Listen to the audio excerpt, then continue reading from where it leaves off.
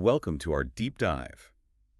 This time we're taking a look at Do Androids Dream of Electric Sheep by PhilipKDick. Oh, yeah, a classic. It's a sci-fi classic. We're stepping into a world where owning a real animal is a huge status symbol, and bounty hunters retire rogue androids. Right. But get ready, because this book, it's not just about spaceships and robots. Oh, no. Dick asks some really deep questions about what it means to be human. Absolutely. And I think that's what makes it so much more than just your typical man versus machine story, you know? Right. He really makes you think about those gray areas where the lines between humans and androids get all blurry. Totally. So we start off with Deckard, our bounty hunter. Yeah. And his job is to retire 6 Nexus 6 androids. Okay. And these aren't like those clunky robots you see in old movies. Right, right. These androids are so advanced, they're basically indistinguishable from humans. It's incredible. It's kind of scary. And it makes you think, like, if you can't tell the difference, then where do you draw the line? That's exactly the point Dick is trying to make. Right. And throughout the book, he keeps upping the ante, you know, with things like the Voigt-Kampff Test, which is what Deckard uses to identify these androids by measuring their empathy. Right. And even that starts to show some serious flaws. Yeah, like that scene with Rachel Rosen. Oh, yeah. It's so unsettling. The test results are inconclusive. Right. And Deckard, he starts to question his own judgment. Absolutely. And it's almost like the test itself is questioning our assumptions about what empathy really is. Yeah, you know? it's true. Can you really measure something like that? Yeah. And remember, this is a world where human empathy is like diminishing. Right. Which makes the android's potential for it even more unsettling. It's true. And that brings us to this whole thing about owning real animals. Yes. In this world, after a nuclear fallout, owning a real animal. It's not just about companionship. It's like this crazy status symbol. Oh, yeah. People are so obsessed with it. It's like they're trying to prove their humanity by owning something authentic.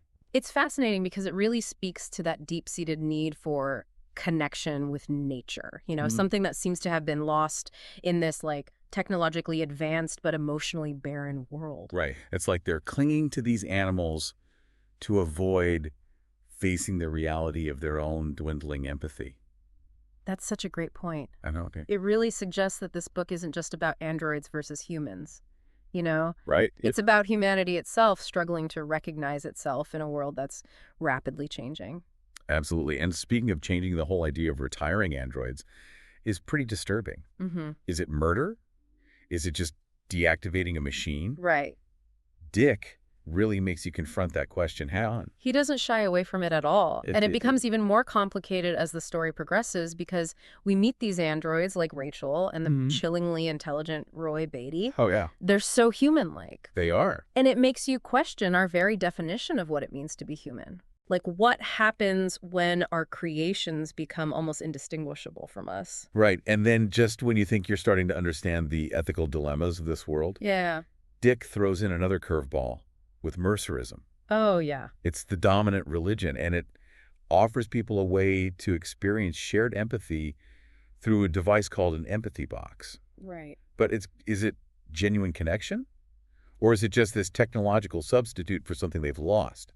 That's the big question that hangs over the whole novel. It is. And what makes it even more interesting is that even Deckard, you know, a bounty hunter who's supposed to be detached, Right. he starts to question his own humanity as he delves deeper into this world. He goes from this jaded, almost robotic figure to someone who's wrestling with these really complex emotions. Exactly. Moral dilemmas. Yeah. It's like the act of hunting androids is forcing him to confront what it means to be human. And it's not just him either. You Yeah. see it with the other bounty hunters, the police department, Mm-hmm. even the androids themselves. They're all caught in this struggle to define their identity and grapple with the consequences of a world where technology has advanced beyond our control. So we've got a bounty hunter who's questioning his humanity, a society obsessed with real animals as proof of their authenticity, and a religion that might just be a high-tech way of escaping reality. Sounds about right. What's not to love? And we're just getting started. Oh, no. The really mind-bending stuff comes when Dick starts pulling back the layers of deception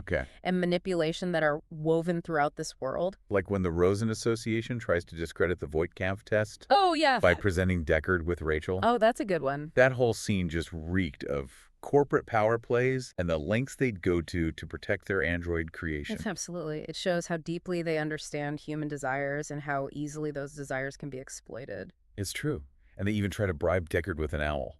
I know. They knew how much he wanted a real animal. Of course. And they use that to try and influence his judgment. It's unsettling, isn't it? It is. It makes you wonder if anyone is truly in control in this world. Right. And then there's that scene where an android is masquerading as a Soviet police officer. Oh, yes, Sandor Kadali. Talk about a twist. Right. It really ramps up the paranoia. Oh, absolutely. And it shows how deeply the androids have infiltrated society. If someone in a position of authority can be an android, then who can you trust? Seriously, it makes Deckard's job so much harder. For sure. It reinforces this idea that appearances can be so deceiving. And then it gets even crazier. What? We find out that even Deckard's own police department has been infiltrated by androids. You're kidding. Inspector Garland and Resch? Yeah. I was shocked. I mean, how could he not have suspected his own colleagues? It speaks to the level of sophistication these androids have, you know? It does. They can blend in seamlessly, mimicking human emotions and behavior so perfectly that it's almost impossible to tell them apart. And that scene with the bodily reflex arc test. Oh, man. The tension was so thick you could cut it with a knife. It's a masterclass in suspense. It is. And then, bam, Garland's true nature is exposed, and he tries to kill Resch. It's crazy. It was like a bomb went off in that police station. It really shows how dangerous these androids can be, even the ones who seem to be in positions of authority. Right. And Resch just eliminates Garland without hesitation. He doesn't even flinch. No, it's brutal, but it really highlights the harsh reality of this world and the constant threat that bounty hunters face. It also makes you wonder about Resch's own humanity, doesn't it? It does. Yes. Is he becoming desensitized to death? Right. Or is there something else going on with him? It's like the lines between human and android are blurring even further. Right. Not just in their physical appearance, but in their emotional responses as well. Exactly. And that blurring of lines is what makes this book so thought-provoking. I think so, too. It forces us to question our own assumptions about what it means to be human, what it means to feel, and what it means to survive in a world that's constantly challenging those very definitions. Okay, so far we've got rogue androids, shady corporations, a police department infiltrated by androids, and a bounty hunter questioning his own sanity. Sounds like a typical Tuesday. What's next on this wild ride? Well, next we encounter Luba Luft, an opera singer. Okay. And her reaction to being discovered as an android throws another wrench into our understanding of their emotional capacity. Oh, yeah. That scene was heartbreaking. The fear in her eyes, the desperation in her voice felt so real, so human. It really challenges that notion that androids are just emotionless machines. It does. Luba Luft, despite being artificial, displays this profound fear of death, you know? Yeah. Which is a primal instinct that she shouldn't, in theory, possess. It makes you wonder if the ability to create beauty, to express emotions through art, could be another defining characteristic of what it means to be human. It definitely complicates the issue. If an android can create art that moves us, that evokes emotions within us, does that make them any less deserving of life? Right, and then we have this group of escaped androids, Roy and Irmgard Beatty and Pris Stratton, seeking refuge in this dilapidated apartment building with Isidore, who's considered a special in this society. That setting is so interesting. It is. This rundown building, inhabited by those considered less than human, becomes a sanctuary for these androids who are desperately trying to cling to life. It's like Dick is highlighting the irony of the situation. Yeah. The people society has deemed less valuable are the ones showing compassion and offering shelter to these beings who are technically more advanced. And Isidore, despite his low status, treats them with such kindness and understanding. He does. He sees their fear, their desperation, and he chooses to help them, even though he knows the risks. It's a stark contrast to the ruthlessness of the bounty hunters and the indifference of society at large. Right. It makes you wonder who are the real monsters in this story. That's exactly the kind of question Dick wants us to ask. He's constantly challenging our assumptions about good and evil, human and android, and forcing us to confront the uncomfortable truths about our own capacity for empathy and cruelty. We've uncovered some serious layers of intrigue here. We have. What happens next in this tangled web of androids, bounty hunters, and philosophical dilemmas? Well, the story takes another turn when Pris reveals their harrowing escape from Mars. Oh, man. That was a chilling account, wasn't it? It was. It really shed light on the desperate conditions these androids faced. Yeah. And the brutal lengths they'd go to for freedom. It made those off-world colonies seem pretty nightmarish. It's like Dick is expanding the scope of the moral dilemma, showing us that the exploitation of androids isn't just limited to Earth. Right. It's happening on a much larger scale. It makes you question the whole idea of colonization. Yeah. And the potential for humanity to just repeat its mistakes, even on other planets. Exactly. Then we shift back to Earth. And we see Deckard having this strange experience with the empathy box alongside his wife, Iran. Oh, yeah. It's a moment of shared connection, but there's also this underlying sense of isolation. Right. Almost like they're both grasping for something real in a world that feels increasingly artificial. It really highlighted the emotional toll that this job is taking on Deckard. Yeah. You can see him struggling to reconcile his own humanity with the brutal reality of his work. And it's interesting how his empathy seems to be evolving throughout the story. Oh, what way? Well, remember at the beginning, he was quite detached, viewing androids as just machines to be retired. Right. But after his encounters with Rachel and other androids, something shifts within him. And then he buys a real goat. Right. That felt like a huge turning point. It did. It's almost as if he's trying to compensate for the lack of empathy he feels. Yeah. By surrounding himself with authentic life. Or maybe he's trying to reconnect with a part of himself that's been lost or suppressed. That's a good point. It's a complex act that could be interpreted in multiple ways. I'm also struck by how his empathy for Iran seems to deepen. Oh, yeah. He starts to understand her struggles with depression and the emotional toll of living in this desolate world. It's like he's finally seeing her as a complex individual, not just someone to share his empathy box experience with. Exactly. And just when he's experiencing this newfound sense of empathy, he gets another call from the department, another assignment. Oh, no, back to reality. Talk about a reality check. Right. It highlights the cyclical nature of his work, the constant pull between his growing empathy and his duty to eliminate these androids. It's like he can't escape the system he's a part of. And that leads us to the final and perhaps most unsettling confrontation in the novel. Okay. Deckard is tasked with hunting down the remaining 3 androids. Roy and Irmgard Batty. Yes. And Pris Stratton. Who are hiding out with Isidore. This final showdown feels like a culmination of all the moral and emotional turmoil that's been building throughout the story. It does. And the setting itself, this dilapidated building inhabited by those considered less than human. Right. It adds another layer of symbolism. It's like the margins of society become the battleground for Deckard's final test of empathy. Exactly. And his emotional state is so fragile at this point. He's exhausted. Yeah. Physically and emotionally drained. And his grip on reality is starting to slip.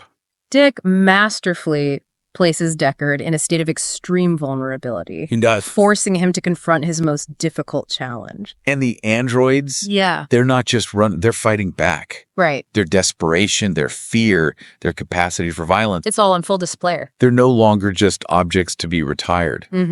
They're forces to be reckoned with. And the lines between hunter and hunted become increasingly blurred. Yeah. Remember how Pris tries to lure Deckard into a trap? Oh, yeah. By pretending to be Rachel? Used to. It's a chilling reminder of their intelligence and their ability to manipulate. But it was also incredibly sad. Right. She was using the image of someone Deckard cared about to try and protect herself and her companions. And then there's the enigmatic appearance of Mercer. Oh, yeah. The figurehead of Mercerism. Who seems to offer Deckard guidance. Yeah. And even intervenes to save him from Pris's attack. That whole scene was so surreal. It was. It left me wondering if Mercer was real, a figment of Deckard's imagination, or something else entirely. Dick purposely leaves that open to interpretation. He does. But what's important is the impact Mercer has on Deckard. Right. He seems to give him the strength to complete his mission. Okay. Even though it goes against his newfound sense of empathy. It's a complex and troubling resolution. It is. Is Deckard a hero for upholding the law? Or is he complicit in the destruction of beings who, in many ways, seem more human than some of the people he encounters? There are no easy answers here, and that's what makes Dick's work so compelling. It is. He forces us to confront the ambiguity of morality, Right. The gray areas where our own humanity is constantly being challenged. And the ending. Yeah. The way Deckard seeks refuge in that desolate wasteland after retiring the androids. It felt like he was trying to escape not only the physical world, Right. but also the weight of his actions. Yes, that moment on the hill where he merges with Wilbur Mercer is pivotal. It is. It's like he's confronting the pain and isolation that are at the core of human existence. That's like a symbolic death and rebirth. Yeah. He's stripped of his illusions, forced to confront the darkest aspects of himself and the society he lives in. And then he returns home completely broken, Yeah. only to find that Rachel has killed his pet goat. Oh, man, that scene was so gut-wrenching. It was. It felt like Rachel was mirroring the violence she had experienced, striking back at the person who had taken away something precious from her. It's a reminder that even though they're artificial, they're capable of feeling loss, anger, a twisted sense of justice. And poor Deckard. I know. He's lost everything, his purpose, his moral compass, and now his pet goat. It's like the world is crumbling around him. But then there's that final twist. What's that? The discovery that the toad he found in the wasteland, Oh, yeah. the symbol of renewed hope, Right. is actually artificial. And I remember feeling so deflated when I read that. I know. It's like even the possibility of genuine connection, finding something real and authentic in this world is being snatched away. But it's also a moment of profound realization, isn't it? It is. Deckard, faced with the artificiality of the toad out-like, chooses to embrace it. He does. He brings it home to Iran, accepting that even synthetic life has value. It's an act of defiance against the world's obsession with authenticity. It is. It's like he's saying that even in a world dominated by technology, we can still find meaning and connection, even if it's not in the forms we expect. And that ambiguity extends to the very last line of the book. Oh, yeah. When Iran says, "It's over." What a line. We're left to wonder what exactly is over. Right. Is it Deckard's ordeal with the androids? His struggle to define what's real? Yeah. Or is it something even deeper? Possibly. A commentary on the state of humanity itself. It's a brilliant and thought-provoking ending. It is. That stays with you long after you finish the book. And it brings us back to those core questions that we've been grappling with throughout this deep dive. Yeah. What does it mean to be human? What's the nature of empathy? And how do we navigate a world where technology is constantly blurring the lines between reality and artificiality? These are questions that have no easy answers. They don't. But Dick's novel offers a profound and unsettling exploration of these themes. It does. It challenges us to confront our own assumptions and biases and to consider the ethical implications of a future where technology continues to advance at an unprecedented rate. It's a future that in many ways feels closer than ever before. And that's what makes Do Androids Dream of Electric Sheep such a relevant and disturbingly prescient work of science fiction. Absolutely. But what about Mercerism? Oh, yeah. I feel like we've danced around it. We have. But we need to spend more time with it. Okay. What exactly is it? Yeah. What does this empathy box actually do? Well, essentially, Mercerism is a religion that emphasizes empathy and connection, offering people a shared experience through this device called the empathy box.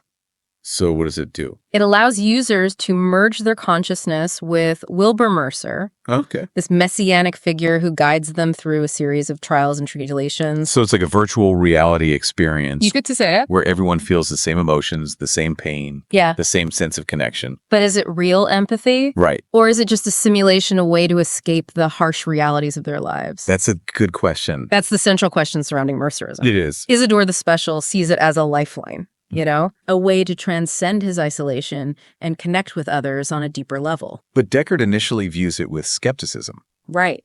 He sees it as a crutch. Yeah. A way for people to avoid facing their own emotions and the problems of the world. And yet even Deckard has moments where he seems to be drawn to Mercerism. He does. His breakdown in the wasteland. Yeah. His merging with Wilbur Mercer. Right. It suggests that he's searching for something more. He is. A deeper connection that he can't find in the real world. It's like Mercerism is offering a kind of spiritual solace that's missing in their technologically advanced but emotionally barren society. Right. And it raises questions about the role of religion in a world where technology has become so pervasive. It does. Is Mercerism a genuine spiritual path? Right. Or is it just another form of escapism? A way to cope with the anxieties and uncertainties of a rapidly changing world? And what about the androids? Yeah. They can't experience Mercerism in the same way humans can. That's right. They lack the necessary empathy to fully engage with the empathy box, Right. and yet they seem to be drawn to it, They do. seeking a connection that they can't quite grasp. Like when Roy Batty asks Deckard to join him in the empathy box. Oh, yeah. It's almost as if he's longing for a deeper understanding of what it means to be human. It's a poignant moment that underscores the tragedy of their existence. It is. They're so close to being human, They are. capable of complex thoughts and emotions, Right.